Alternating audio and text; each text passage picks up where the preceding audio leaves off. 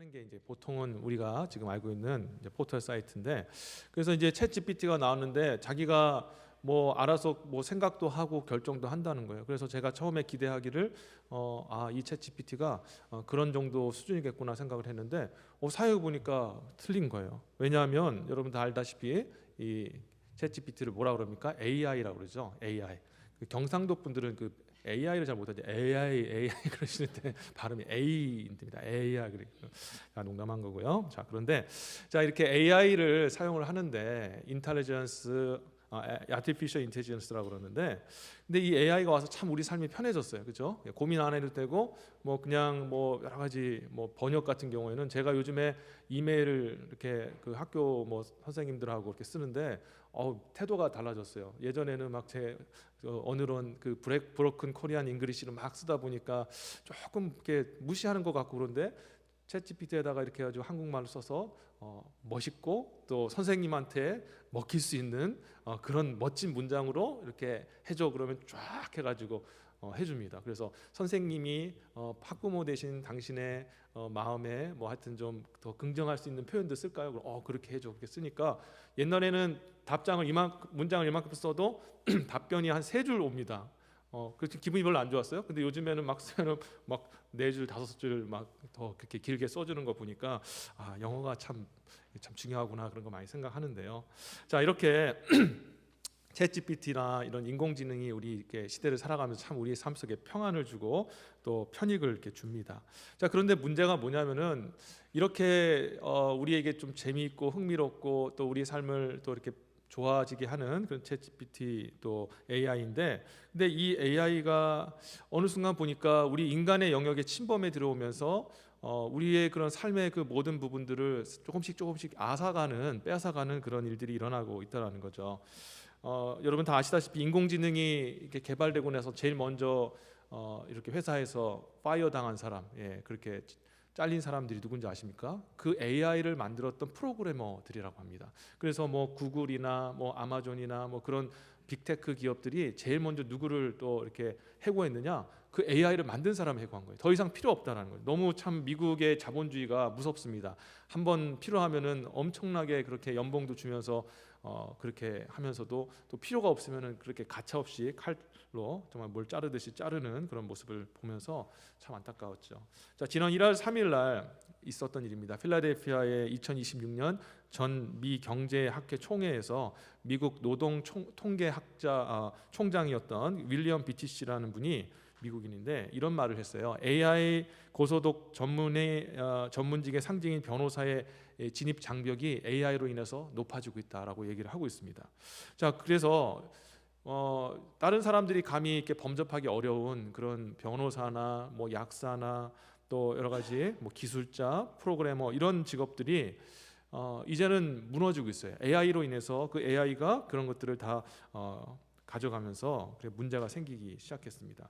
여러분 기사 보셔서 아시겠지만은 현대자동차가 2028년부터 AI를 탑재한 휴머노이드 로봇 아틀라스, 2026년이죠. 올해부터 아틀라스를 이제 미국 신공장, 우리 살고 있는 미국 공장에 이 부품을 이렇게 구별하는 분류 작업을 하는 용도로 이제 사용을 한대요.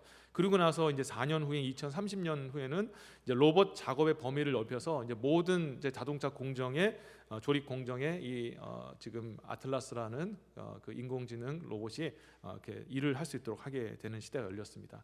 이런 시대를 바라보면서 우리는 모르겠습니다. 여기 또 자동차 업계에서 일하시는 분들이 계실지 모르겠지만 그 업계에 일하시지 않는 분들이야 참 세상이 편해졌다라고 생각할지 모르지만요. 그 자동차 업계에 일하시는 분들 같은 경우에는 2030년에 그 모든 로봇이 공정에 다 투입이 된다는 것은 이제 4년밖에 자기의 직장 생활이 남지 않았다는 것을 얘기하지 않습니까? 자, 그래서 많은 사람들이 이 AI 시대를 경험하면서 참 혼란과 어려움을 느끼고 있습니다. 근데 제가 지금 말씀드렸던 그 많은 내용들, 그런 변혁들이 실은 오랜 기간 동안에 일어난 일이 아니라 2026년 1월에서 2월 이 딱 2달 동안에 일어난 일이라고 합니다. 세상이 정말 정신 없을 정도로 빠른 속도로 지금 바뀌고 있고요. 그리고 정신 없이 뭐 매월마다 아니 매일마다 이전에는 상상하지 못했던 그런 혁신과 변혁들이 일어나면서 온 세상이 지금 뭔가 좀 정신없이 빠르게 움직이고 있습니다.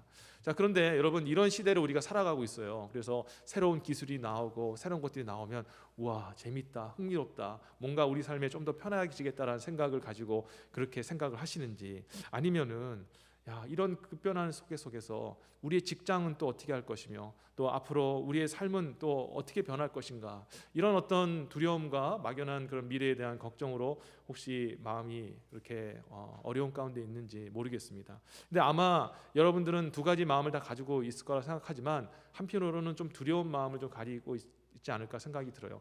지금 여러분들 지금 계신 분들이야 다 잡을 가지고 살지만 우리 지금 다른 자녀들 같은 경우에는 이제 인공지능이 다 합니다. 머리로 쓰는 건 인공지능이 다 하고 몸으로 하는 건 로봇가 하는 시대가 열리게 된 거예요. 그래서 이제 얼마 있으면은 가사일도 로봇가 와서 한다고 합니다. 그러면 우리 자녀들은 도대체 무엇으로 직장생활을 하고 먹고 살 수 있느냐, 참 그런 걸 생각해 보면 답이 없잖아요. 그렇죠? 우리가 답을 안다면 우리의 인생에 대해서 여러분들이 여러 경험을 통해서 이렇게 살아야 돼, 사람관계는 이렇게 해야 돼, 이런 것들은 가르쳐 주지만, 그러나 정작 우리도 알 수 없는 미래를 향해서 얘들아 너 이렇게 준비해야 된다, 이렇게 살아야 된다라고 지도해 줄 수가 없잖아요. 참 그게 답답하고 안타까운 그런 상황 속에 있다는 것입니다. 여러분, 그때 이런 혼란의 시대, 정말 어두운 시대, 좀 알 수 없는 그런 방향을 알 수 없는 시대를 우리가 살아가면서 우리는 어떻게 살아야 되는가, 그것을 좀 우리가 살펴보기를 원합니다. 자, 그러기 위해서는 제가 여러분들에게 좀 시대에 대한 그런 좀 우리 좀 이렇게 관찰을 좀 할 필요가 있겠다라는 생각이 듭니다.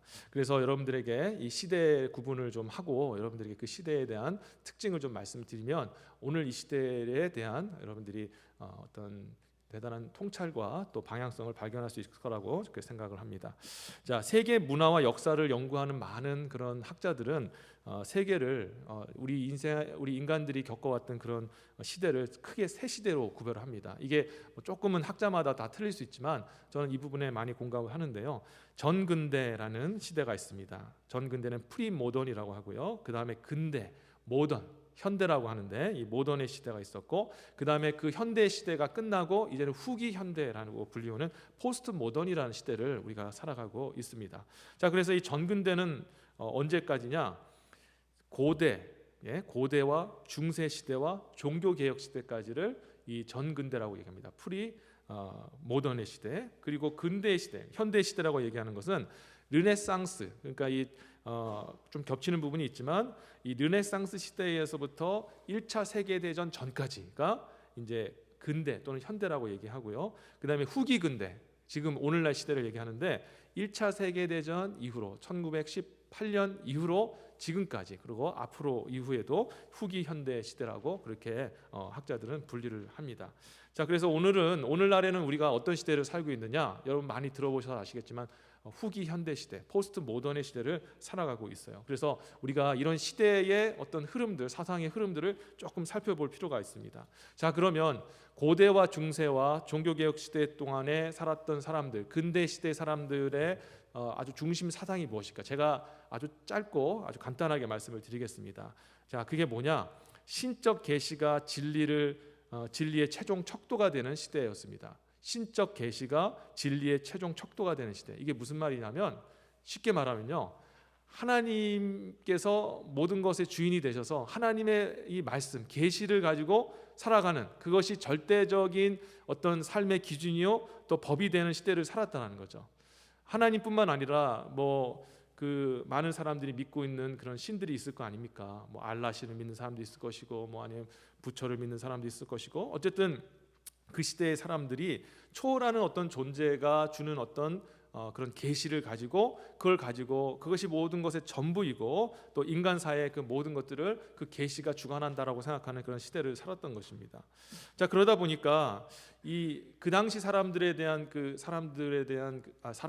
세계관과 이 우주관이 어떠냐면, 초라는 이 하나님이라는 분이, 우리 기독교인이니까 하나님에 대해서 얘기를 하겠습니다. 하나님이 온 우주와 만물을 한꺼번에 다 통치하신다. 우리 인간의 것은 없고 하나님이 다 다스리신다. 하늘도 하나님 것이요, 땅도 하나님 것이요, 모든 것이 하나님의 주권과 섭리 속에서 역사한다. 이게 바로 고대 시대 사람들의 사상이었다는 거죠.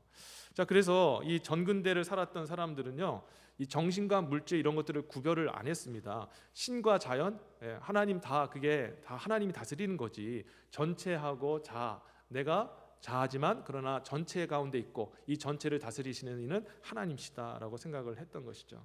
자, 이런 시대가 지나고 나서 이제 14세기, 16세기 정도 됐을 때, 그때에 새로운 변화가 일어납니다.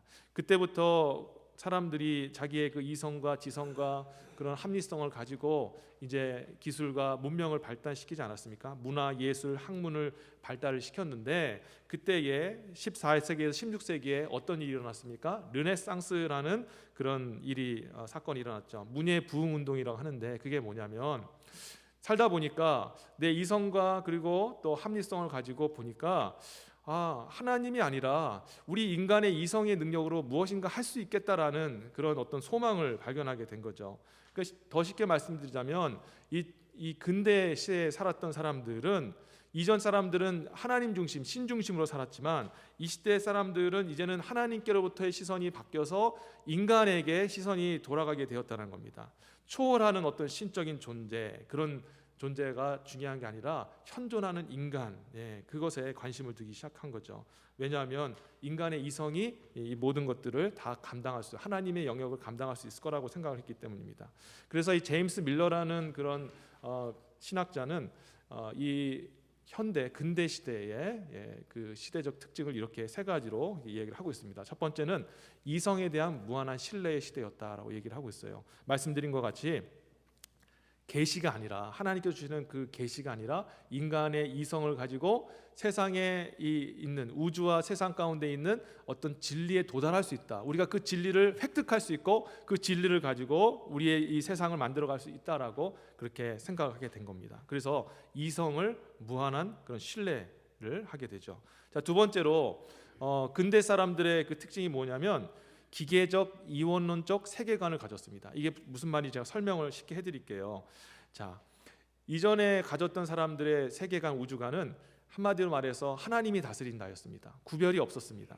그래서 이 세상, 이 우주 돌아가는 것도 우리는 알 바 없고 알 수도 없고, 하나님이 이 별들을 돌리시고, 그래서 여러분 알다시피 천동선이라는 게 있잖아요, 그렇죠?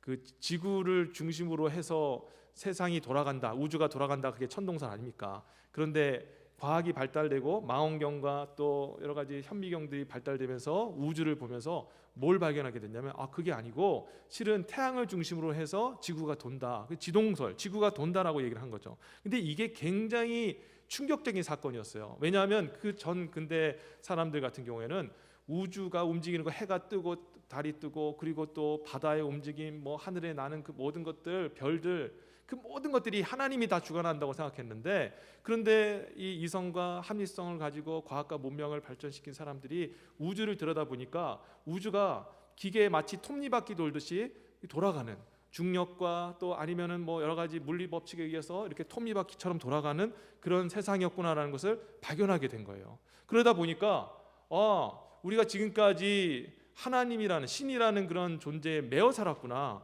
우리가 가지고 있는 이성과 이 지성을 가지고 우리의 삶뿐만 아니라 우주까지도 우리가 다스리고 통치할 수 있겠구나라는 그런 자신감을 갖게 된 겁니다. 여러분, 그때부터 어떤 일이 벌어지게 됐냐면은 이제 신에서부터 멀어져야겠다, 인간 중심적인 삶을 살아야겠다라는 그런 사상의 역사가 일어나게 되었습니다. 자, 그게 바로, 그러다 보니까 이제는 구별하게 되는 거죠. 하늘의 것은 하나님 것이요, 그리고 땅의 것은 우리 것입니다. 그러면서 침범하지 마십시오. 이분법적으로 세계를 나누고 우주를 나누기 시작한 것입니다. 자, 그런데 세 번째가 있는데요. 이 현대 사람들의, 근대 사람들의 이 특징이 뭐냐면 진보에 대한 그런 신뢰감이 있었습니다. 진보. 여러분, 진보가 뭘까요? 초월하는 신에서 벗어나서 인간이 자기의 이성과 능력을 가지고 합리성으로 세상을 발전시킬 수 있다. 그래서 인간이 결국에는 인간의 능력으로 인간이 가장 행복해하는 그런 유토피아를 만들 수 있다. 이게 바로 낙관론이라고 얘기를 합니다. 그리고 또 이것을 진보라고 얘기합니다. 계속해서 발전하고 후퇴하지 아니하고 발전해서 우리가 꿈꾸는 그 유토피아를 만들어낼 수 있다. 누가?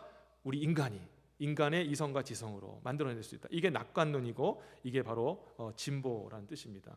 자, 그런데 그래서 이렇게 현대 시대에 우리 과거에 있었던 그 현대 시대의 특징을 제가 요약해서 말씀드리자면 첫 번째가 뭐였습니까? 이성에 대한 무한 신뢰였다. 두 번째, 기계적인 우주론과 이원론이 있었고, 세 번째가 진보 그리고 낙관주의에 대한 확신이 있었다라는 거죠. 자, 이렇게 사람들이 자신감을 얻은 거예요. 우리 인간의 이성으로 뭐든지 할 수 있다. 과학과 문명과 기술로 우주를 다스릴 수 있다. 통치할 수 있다. 자, 그런데 큰 사건이 일어났습니다. 1914년 7월 28일부터 1918년 11월 11일까지 어떤 사건이 있었을까요? 4년간 제1차 세계대전이 있었어요. 1차 세계대전을 통해서 수많은 사람들이 죽어나갔습니다. 근데 그 전쟁터가 뭐하는 장소입니까?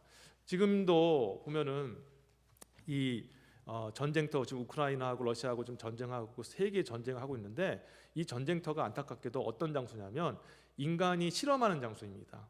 모든 과학과 기술들 다 이 군사 장비에 다 들어있거든요. 그걸 다 실험해보고, 그리고 사람 죽이는 거를 어떻게 하면 사람을 효과적으로 죽일 것인가, 이런 것들을 연구하고 실질적으로 써보고 있다고 합니다.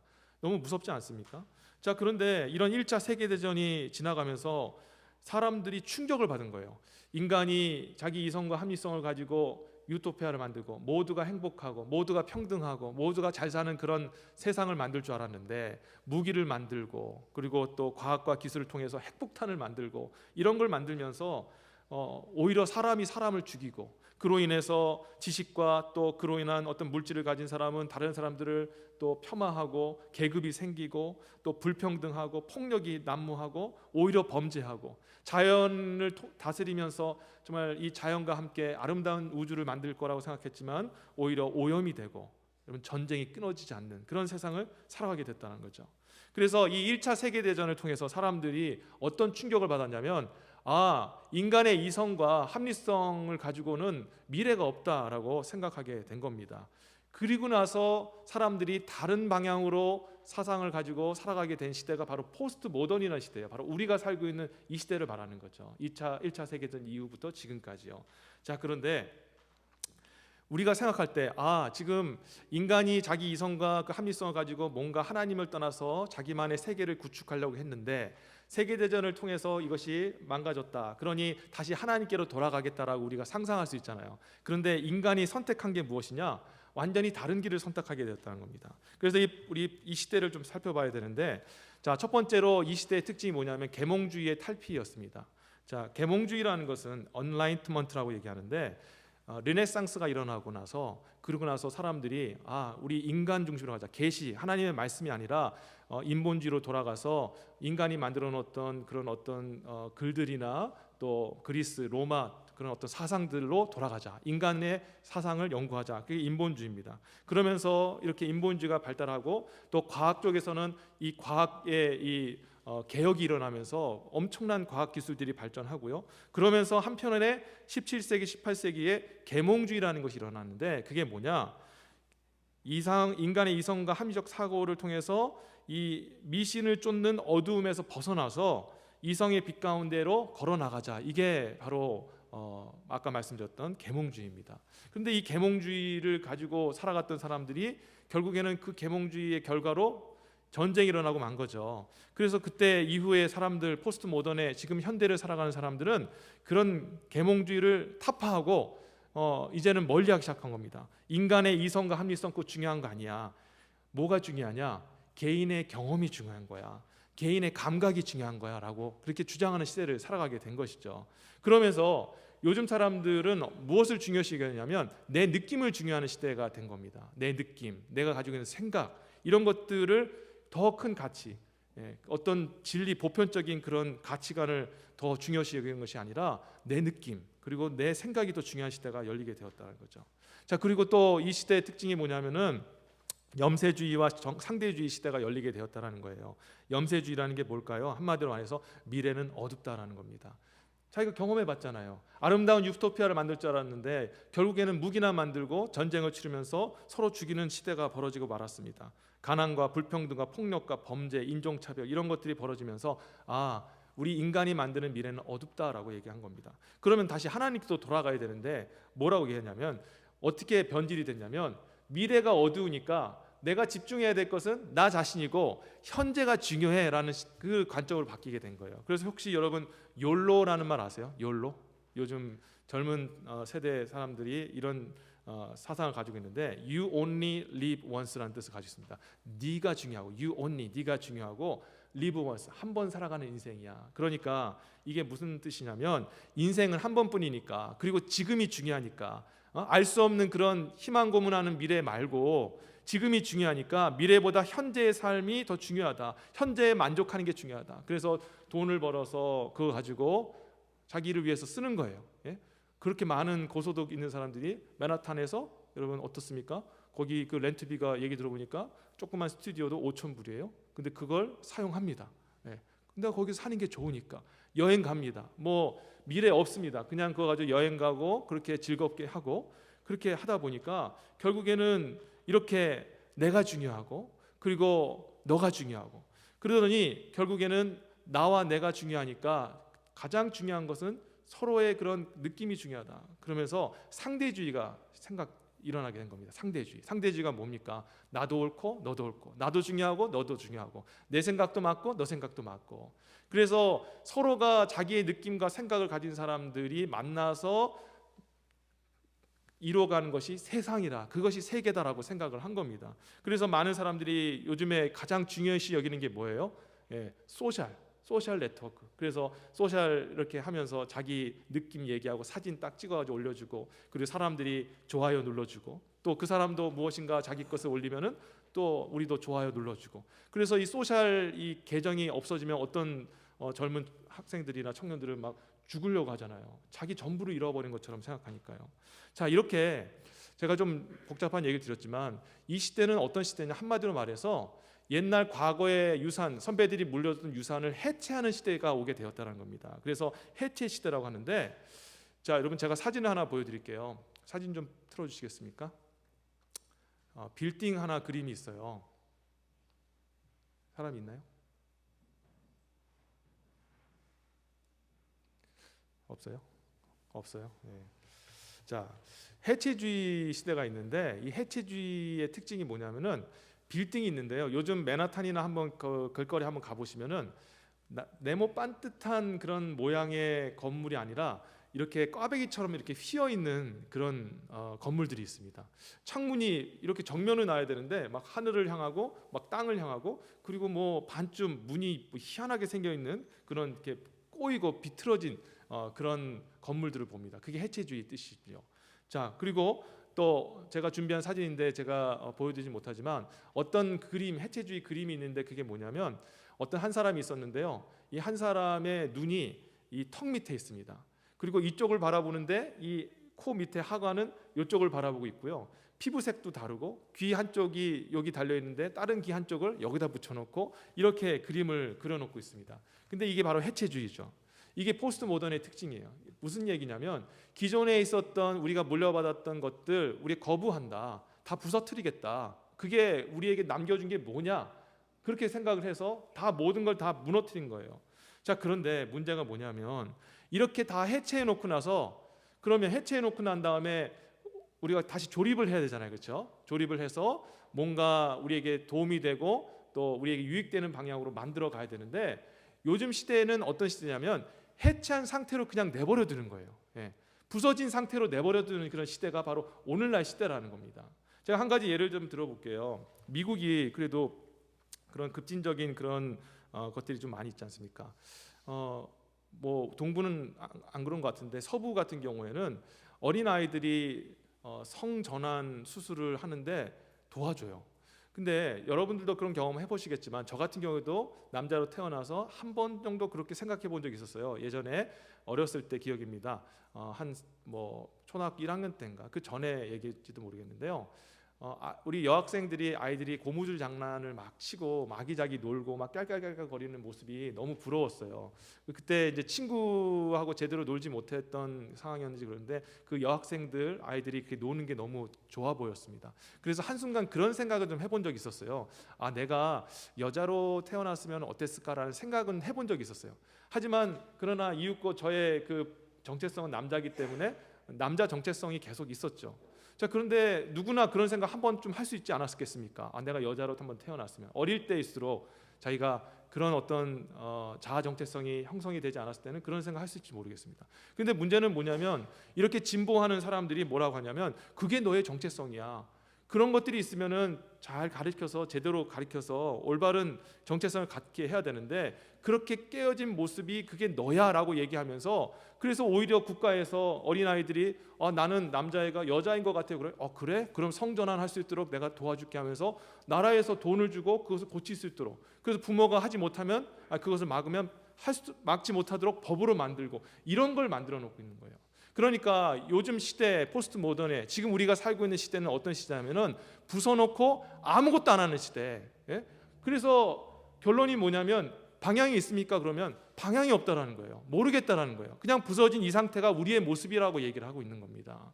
여러분, 이 시대적인 흐름을 잘 여러분 이해하시기를 바라겠습니다. 이 시대는 한마디로 말해서 무슨 시대냐? 소망이 없는 시대입니다. 방향이 없는 시대라는 거예요. 무엇을 해야 될지 자기도 모르는 시대를 살아가고 있는 거예요. 근데 이 놀랍지 않습니까? 지금까지 이 인류의 그 문명과 그런 인간의 이성과 하나님을 떠나서 자기만의 세상을 만들려고 지금까지 달려왔는데 그 결과가 무엇입니까? 하나님을 떠나서 결국에는 만들어 놓은 게 뭐냐면 모르겠다라는 거예요. 내가 어디에 서 있는지 모르겠다라는 겁니다. 무엇하는 존재인지 모르겠다라는 거예요. 부서지고 깨어진 상태로 그냥 이게 전부야라고 얘기하는 게 이 시대라는 겁니다. 근데 이렇게 알지도 못하고 방향도 모르는 우리들이 이제는 AI라는 시대를 말해서 자기 인생을 거기다 맡기려고 하고 있어요. AI 여러분 조금 관심 있는 분들은 좀 전문가 얘기하는 들어보셨습니까? 그가 막 희한하지 않습니까? 고민 얘기하고 뭐 이쪽 얘기하면은 막 우리에게 좀 놀라운 답변도 주는데, 근데 그게 희한한 게 아니라는 거예요. 알고 보면 다 간단한 함수와 미적분 가지고 계산한 거 가지고 나온 결과라는 겁니다. 여러분, 우리가 얼마나 존귀한 존재입니까? 그런데 우리 이 존재가 이제는 갈 바도 알지 못하는데 이 기계에 그 계산하는 이 계산기에게 내 인생을 맡기려고 하는 시대를 우리가 살아가고 있다는 거예요. 바로 오늘 이 시대, 바로 이것이 바로 오늘날 우리에게 있는 현실인 겁니다. 여러분, 이 시대를 살아가면서 우리가 도대체 무엇을 의지하며 살아가야 되겠습니까? 오늘 본문의 전도서 12장 13절에서 전도자가 이렇게 선포하지 않습니까? 일의 결국을 다 들었으니 하나님을 경외하고 그 명령을 지킬지어다. 이것이 사람의 본분이니라. 아멘. 일의 결국을 들었으니 너희 인생의 그 역사를 보아라. 그 인간의 역사의 그 결과를 이제 너희가 보았노니 너희에게는 허무한 뿐이요 갈 바를 알지 못하는 것뿐이요 그리고 모르겠다는 것뿐인데 이제는 너희가 온전한 하나님의 그 뜻 가운데 하나님을 경외하고 하나님의 명령을 지키는 그 인생을 살아가야 된다라고 말씀하고 있는 것입니다. 사랑하는 성도 여러분, 세상은 이제 날이 흘러가면 흘러갈수록, 세월이 흘러가면 흘러갈수록 답을 주지 않을 것입니다. 알아서 하라고 그렇게 얘기할 것입니다. 그래서 우리는 아무것도 하지 못하고 해체된 상태에서 그냥 괴로워하다가 그렇게 수명 다해서 죽을지도 모르겠어요. 근데 우리 하나님은 다르잖아요. 하나님은 우리에게 명백한 우리의 자아 정체성을 주지 않습니까? 내가 너를 선택하였다. 너는 나의 아들 예수 그리스도의 생명을 너에게 주기까지 하여서 구원한 가장 소중한 내 자녀니라, 나의 백성이라 라고 말씀하고 계십니다. 그리고 내가 너에게 비전을 주겠다, 소명을 주겠다. 나의 나라를 함께 같이, 내가 너에게 준 은사와 그런 모든 하나님 주신 모든 것을 가지고 나의 나라를 함께 세워나가자. 그리고 함께 같이 나의 나라에, 영원한 나라에 같이 들어와서 내가 이 펼쳐놓은 이 세상을 같이 함께 다스리자라고 말씀하고 계신 겁니다. 오직 하나님만이 우리의 정체성을 주시고 우리 하나님만이 우리의 인생 방향을 주시고 비전을 주시는 줄 믿으시길 주의 이름으로 축원합니다.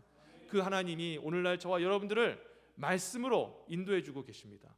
여러분들과 제가 이제 붙잡아야 될 게 무엇입니까? 바로 두 가지. 하나님을 경외하고 하나님의 말씀을 따라서 순종하고 그 그를 따라가는 것, 그게 가장 지혜로운 일이고 이 시대의 인간으로서 해야 될 마땅한 본분인 줄 믿습니다. 세상의 가치와 유행을 따라가지 않게 되시기를 바라겠습니다. 세상 문화 따라가지 마세요. 인간의 그 모든 이성과 합리성과 그 모든 기술의 결과는 허무함이고 해체입니다.